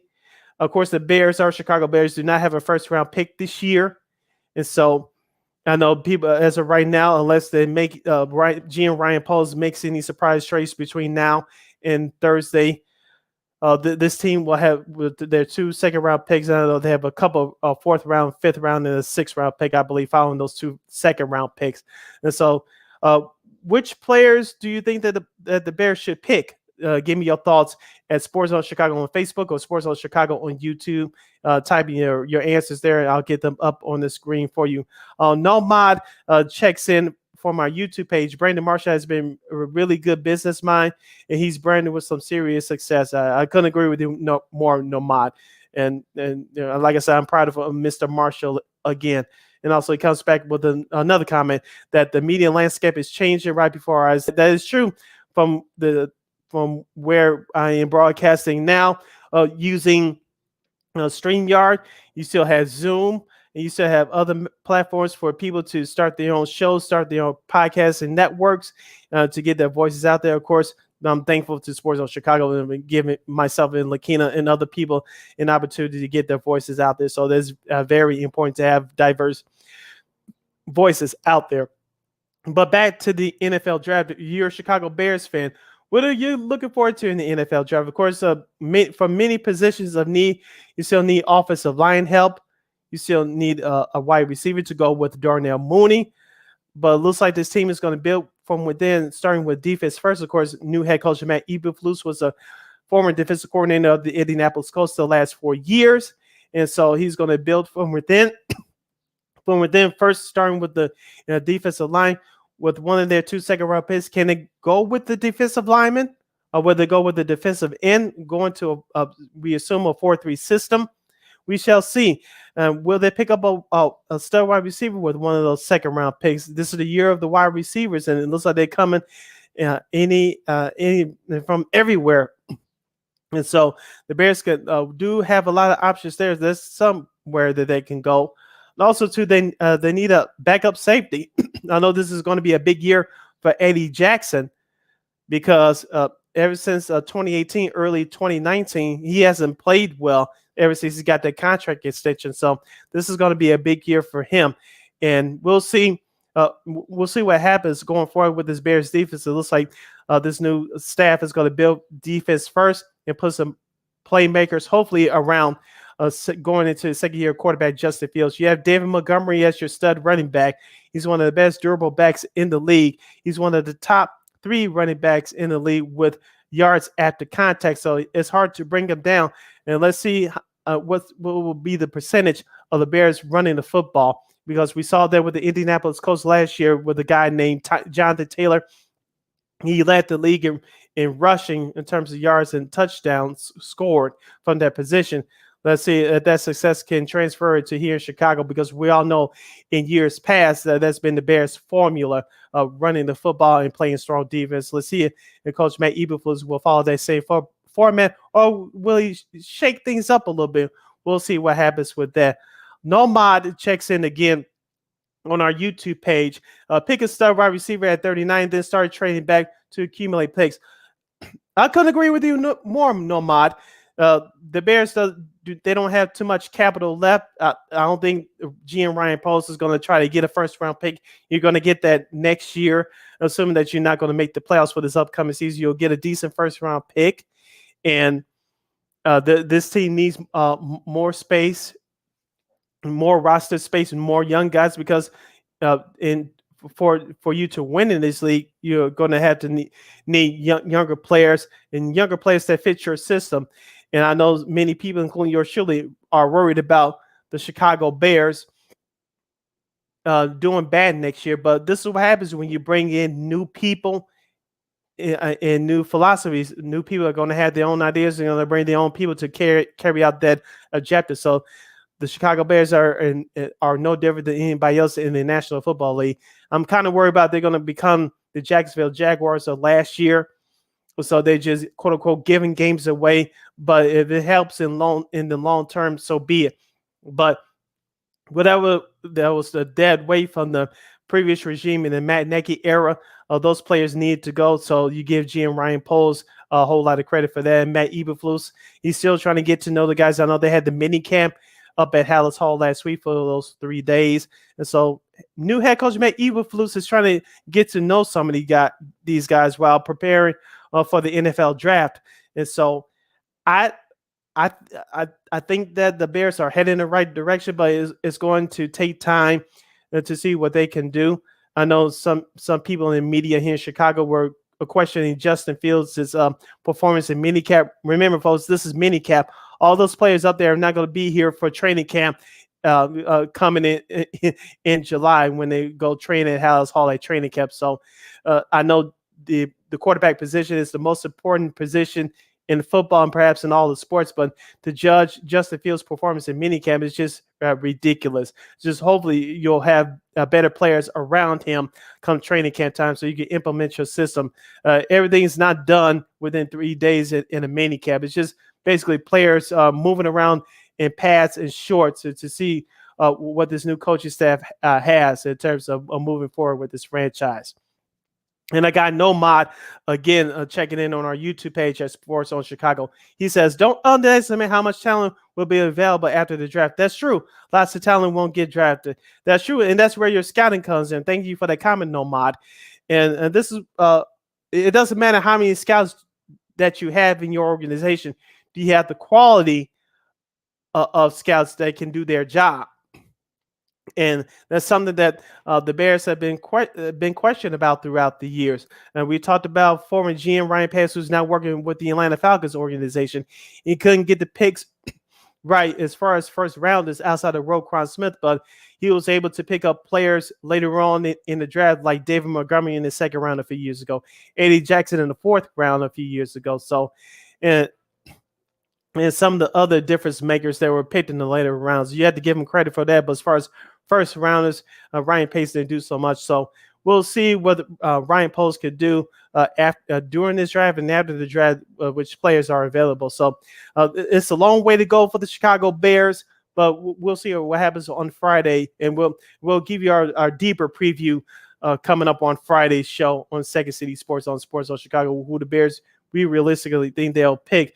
Starting with the second round will take place on Friday. Of course, the first round will take place on Thursday. Second round will take place on Friday. And, of course, the rest of the rounds 3 through 7 will take place on Saturday. Here's some of the names that's been thrown out there that the Bears are considering picking up. Clemson defensive back Andrew Booth Jr. Also, out of Texas A&M, offensive guard Kenyon Green. Of course, as we talked about before, the Bears need offensive line help. I know they've been picking up bodies via free agency throughout the early part of the offseason. We'll see what happens there. Justin Fields definitely needs the protection, all the protection he can get. And I know they've been working on his footwork as well, but still you need to have a strong offensive line, not just to protect him, but to also have a solid running game as well. Georgia defensive lineman Devontae Watt. Of course, as we talked about before, the Bears are looks like they're building in from the trenches, especially the defensive line. It looks like Matt Eberflus is picking up the Lovie Smith playbook of these guys being in shape, losing weight, being active to the ball, getting off the line quickly, pressuring the quarterback, creating turnovers, and that's what we would like to see as Bears fans. Your players being active, being around the ball, creating havoc, creating chaos on defense. And so we'll see what happens there. Devontae Watt, the defensive lineman from the Georgia Bulldogs, has been rumored to be one of the Bears' favorites. Of course, Penn State wide receiver Jahan Dotson. Of course, as we talked about also too before, who's going to be that second guy to be the playmaker next to Darnell Mooney. We'll see what happens with that. Penn State wide receiver Jahan Dotson. Also, too, a wide receiver out of Arkansas, Treylon Burks. I really like him a lot. I don't know if he's going to go in the first round, but if he happens to fall in the second round, the Bears are in position to take him. I would take him. Remember, Arkansas had a surprising good year last year in the SEC until they lost to Alabama. But they had a good year, and Treylon Burks was a part of it. So if the Bears have a chance to grab him, I wouldn't mind seeing him in the Bears uniform. The Bears need all the playmakers they could get, especially at the wide receiver position. Also, too, Florida Gators, their cornerback, Khalil Alam. Of course, Jalen Johnson, and he's been injured his first couple of years in the NFL. He's the only defensive back that the Bears have that's any good. You're on the corners. I can't even name them to tell you without Googling them. That's how bad they've been. And so Khalil Alam may be an addition that the Bears can pick up in the draft. We'll see about that. The Bears need help, especially in that secondary. Jalen Johnson is good, but You don't have anybody else who's going to be physical and make plays. So the Bears need playmakers, especially in the defensive back position. Also, too, as I mentioned, at the safety position, Eddie Jackson, he's been struggling the last couple years. And how much does he have left? The money, the contract that he signed a couple years ago, did that go to his head? It looks like it's apparently so. And so you need competition there too. Competition in all positions breeds true character in players. Who's going to want it more? It brings out your best. It brings out your worst. And with Matt Eberflus at the helm now, competition is going to be at a cost right now. And rightfully so, as you try to reset this franchise to become a winning franchise. It's going to take a while, but competition is needed. Competition is needed in all positions for this Bears team because they have a long way to go to become a consistent winner. I got Nomad again from YouTube, Sports of Chicago YouTube checks in and says George Pickens would be a steal. We'll see what happens. The Bears are in position to perhaps grab a guy that most people don't know, but this is where your scouting comes in, and we'll see what happens. They need playmakers at all positions, but it looks like they're going to start with defense first and move to offensive line and wide receiver. But I think they will pick up a wide receiver in this draft. It's just a matter of which they're going to use one that's 2 second-round picks, or they'll just have to find one later on in the draft. Nomad checks in again and says, it's an arms race in the NFL. Everybody's looking for weapons after they saw what Cincinnati was able to do. That is so true. The NFL is a copycat league, and all teams try to do it, but only a handful of teams are successful at doing what the previous champions from the previous year did. And we'll see what happens. We saw that with the Baltimore Ravens back in the day with Ray Lewis. They had the two fat tackles on the line. The Bears did that in 2001. They had a successful season with Ted Washington, Keith Traylor. And we'll see what happens. Like you mentioned, Nomad, the NFL is a copycat league. Everybody tries to do it, but everybody can't do it. We see what the Kansas City Chiefs, despite them losing at the AFC title game last year, everyone wants to copy their offense, but you need Kansas City players. We saw that here in Chicago after the first year. Matt Nagy did not have Kansas City players, and so you can try to run a system all you want to, but if you don't have players to do it, it's going to be a long day for you. You're listening to Second City Sports on Sports Zone Chicago, the Monday edition. I'm Cindy Brown. I'm taking you home. We have the last few minutes left of the program right here on the Monday edition, right here on Sports Zone Chicago. Thank you very much for tuning in. You could have tuned into anywhere else for program, but I'm glad to keep you guys company right here on Sports Zone Chicago. We have a few minutes left. I'm going back to more news in the sports media world. It looks like Amazon and the NFL are trying to do some business here. And according to our good friends at Awful Announcing, a Black Friday NFL game on Amazon is reportedly now, quote unquote, going to happen by next year at the latest, as per Peter King. Amazon is bidding between $70 and $100 million for this game. Back in February, John Oran reported that Amazon was trying to land an exclusive NFL game on Black Friday, but the league was, quote unquote, lukewarm to the idea. Peter King from NBC Sports now writes that the NFL owners last month passed a resolution allowing the league to schedule 2 more teams for a second short week game that could lead to a Black Friday game as early as the season. But King writes that this is certainly expected to lead one by 2023 at the latest. Here's more for the piece, end quote. The deal's not done yet. It's not as easy as it seems. There's some opposition in the league about playing the game on November 25th, and there's a decent chance that the NFL will put off a Black Friday game on Amazon Prime until 2023.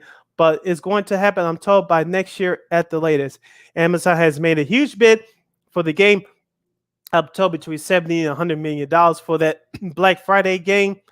And that's in the same neighborhood of what the network partners have paid for a wild card playoff games recently. It seems like a win-win. And here's the last question I'll throw at you guys before yours truly close out for today's show. Do you want a Black Friday game for the NFL? The day before on Thanksgiving, you had 3 games. The Detroit Lions always host a game, followed by the Dallas Cowboys host a game. Fox and CBS, of course, NBC has been in the realm for the last several years with that third game on Thanksgiving Day in prime time. And so you have 3 games on Thanksgiving Day.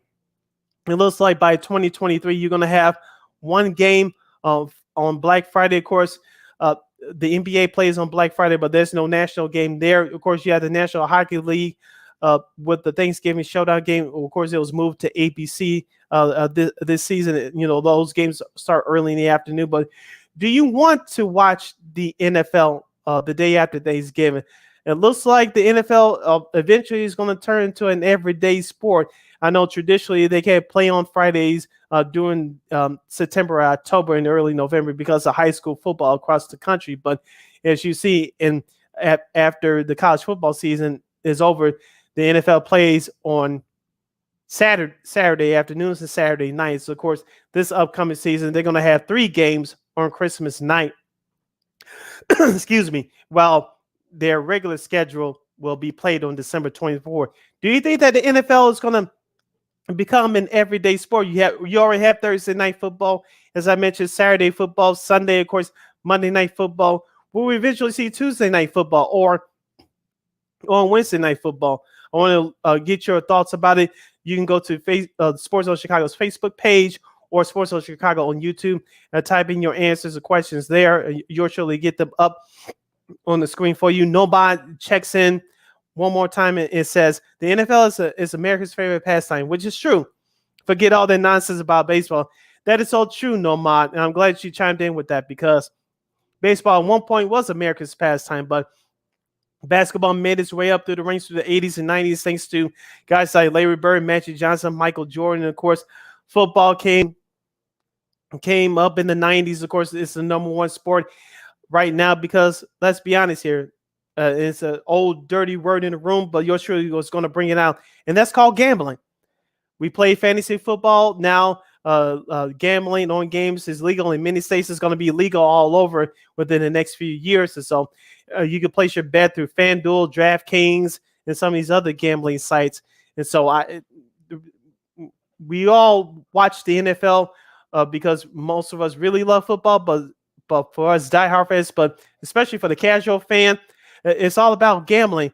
And with this new deal that the NFL signed before last offseason, gambling is going to be a big part of the revenue that help propels the sport. You see the NBA has been getting involved with it over the last couple of years. The NHL has followed suit.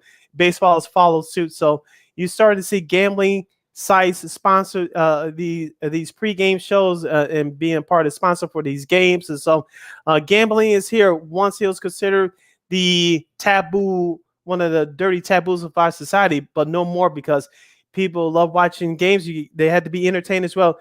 You had to give them the reason to watch these games, and gambling is a big part of it.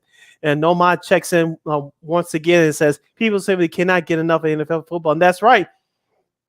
But my question is, as a football fan, as a sports fan, would you want to see the NFL every night of the week, or just let them stay a couple of nights a week? Because I think eventually it's going to head to a 20-game season and not too long distant future, and you might see them just about every night of the week. And I know this is what the NFL wants, but as a fan, do you want it? Chime in at Sports Zone Chicago's Facebook page and Sports Zone Chicago on YouTube. Yours surely has a couple of minutes left to entertain you guys for today's program. So the NFL is making great news, and as we talk about all the time, myself and Lakeena, the NFL doesn't disappoint when it comes to news in the offseason. It's a 12-month sport.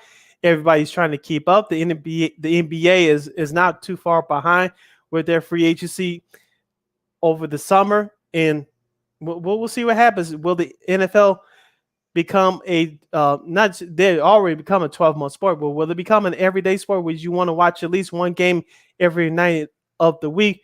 We shall see. They tried it with a couple of games a couple of years ago due to the 2020 season, and he did get some decent reviews. But do you really want to watch Tuesday night football, Wednesday night football, a Black Friday game following Thanksgiving? We'll see what happens. And Nomad checks in again one more time, as yours truly is running out of time. Nobody would frown upon NFL football any day of the week. I know that's how you feel, No Mod, but do other fans feel that way as well, especially with the gambling aspect of it in? But if that's the way many NFL fans feel, it looks like you may get what you want, but we'll see what happens down the road. Thank you very much for joining us here today on Second City Sports, the Monday edition, right here live at 11 o'clock of the Sports Zone Chicago. This has been yours truly, Sidney Brown, taking you home for the last half hour or so. You can follow yours truly on the Twitter and the IG at SidK80. Once again, it's SidKid80. That's SIDKID80. That's SIDKID80. You can follow my co-host Lakeena McGee at Keena_McGee on the Twitter and the IG. Make sure you download that Sports Zone Chicago app wherever you get your apps. Make sure it says Sports Zone Chicago. Make sure you download the Sports Zone Chicago app today. You can catch any of our other 5 live shows throughout the week. If you happen to miss them, you can listen and watch them at your own leisure. Make sure you follow Sports Zone Chicago on all social media platforms, Facebook, Twitter, Instagram, and YouTube. Make sure you catch the audio version of Second City Sports, the podcast edition, at War on Anchor. We are available on all podcast platforms there. Hard to get that out.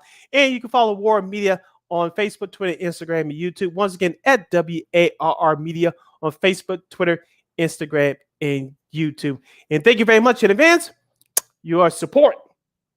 So the Chicago sports schedule for this week. The Cubs will kick off a 3-game series at Atlanta tomorrow.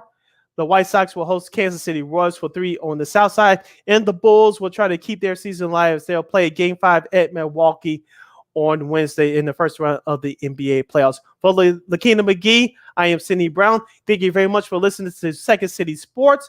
You can catch Second City Sports every Monday, every Friday, live in the living color from noon to 2 p.m. right here on Sports Zone Chicago. Second City Sports every Monday, every Friday, noon to 2 p.m. Central Standard Time right here on Sports Zone Chicago. Until Friday, take care of yourselves and each other, and go Bulls. Holla!